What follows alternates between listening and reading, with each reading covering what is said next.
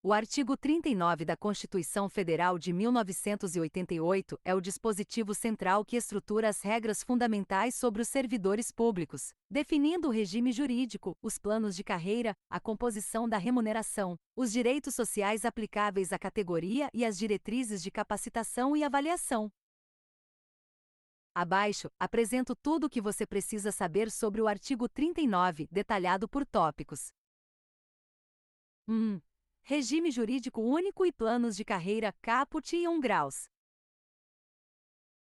A Constituição determina que a União, os Estados, o Distrito Federal e os municípios devem instituir, no âmbito de suas competências, um regime jurídico único, RJU, e planos de carreira para os servidores da administração pública direta, das autarquias e das fundações públicas. Asterisco nota histórica. Asterisco a emenda constitucional número 19 de 1998 tentou alterar essa regra para prever apenas a criação de um Conselho de Política de Administração e Remuneração de Pessoal, acabando com a obrigatoriedade do regime único. No entanto, o Supremo Tribunal Federal, STF, no julgamento da ADIM 2135, suspendeu essa alteração, fazendo com que a obrigatoriedade do regime jurídico único, RJU, voltasse a vigorar.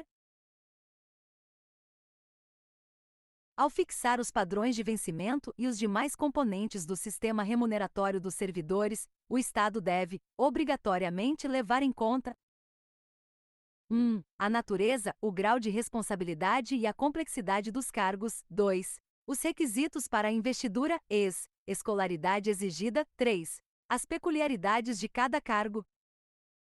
2. Direitos sociais estendidos aos servidores. 3.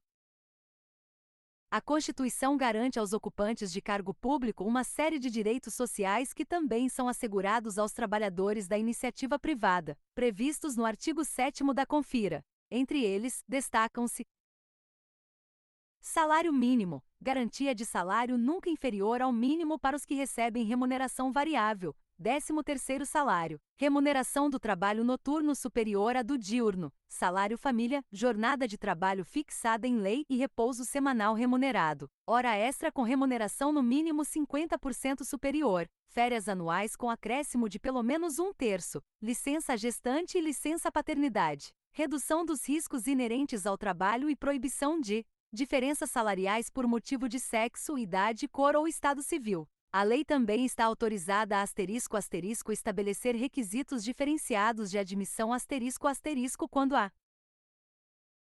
natureza do cargo exigir, limite de idade ou aptidão física específica. 3. Formas de remuneração e o subsídio, 4º e 8º. O sistema remuneratório na administração pública é dividido em 3 categorias jurídicas principais: os vencimentos, para servidores estatutários em geral, o salário, para empregados públicos seletistas e o subsídio. O subsídio é uma forma de pagamento fixada em parcela única. Para quem recebe por subsídio, é expressamente vedado o acréscimo de qualquer gratificação, adicional, abono, prêmio, verba de representação ou outra espécie remuneratória. Recebimento obrigatório. Devem obrigatoriamente ser remunerados por subsídio os membros de poder, como magistrados, os detentores de mandato eletivo, prefeitos, governadores, parlamentares, os ministros de Estado e os secretários estaduais e municipais, os agentes de órgãos de segurança pública, Polícia Federal, Civil, Militar, etc. Também são remunerados por subsídio. Recebimento facultativo. Para os demais servidores públicos organizados em carreira, a lei poderá fixar a remuneração na forma de subsídio. 4. Escolas de governo e capacitação. Segundo,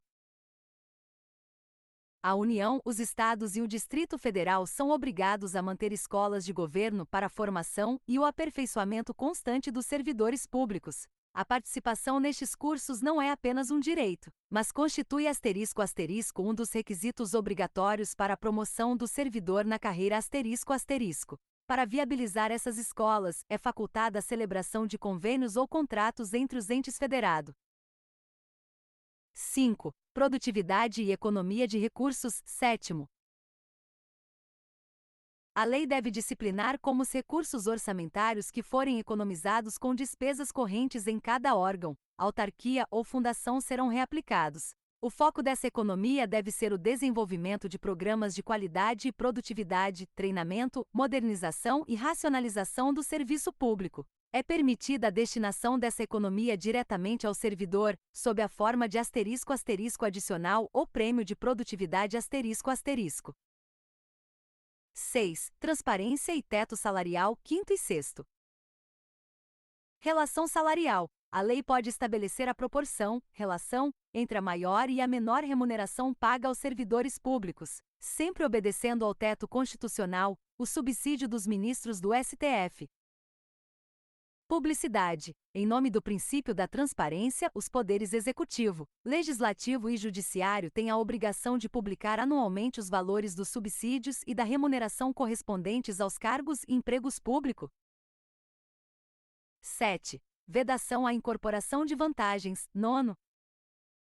Incluído pela reforma da Previdência, Emenda Constitucional número 103 de 2019, o parágrafo 9º tornou expressamente vedada a incorporação de vantagens de caráter temporário ou parcelas vinculadas ao exercício de função de confiança ou de cargo em comissão à remuneração do cargo efetivo. Dessa forma, o servidor que atua como chefe temporariamente não pode levar o bônus dessa chefia para o seu salário base quando deixar a função.